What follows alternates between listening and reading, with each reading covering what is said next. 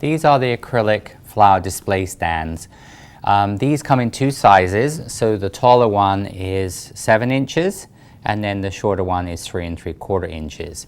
These have a very stable base. You can use this for any type of flower, a huge magnolia to a single stem rose.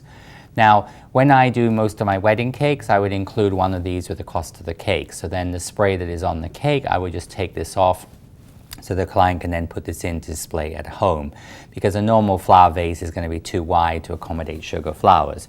So for example, if you had a cake where you had a little spray of roses on like an anniversary cake, then it could then be displayed beautifully in a little stand like this for the client.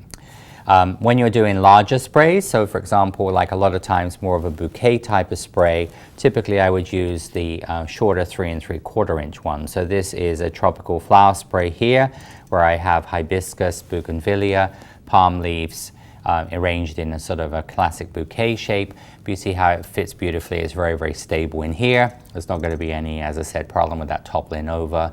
And as I said, this would mean it could come from the cake, go straight into the stand.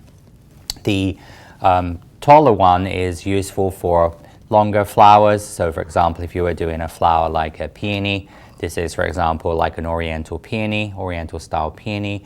So this, of course, could go into a longer one or even to a shorter one. But if you're doing bigger flowers like magnolias or tulips, I normally would display these in the taller vase. It just look proportionally better for assembly.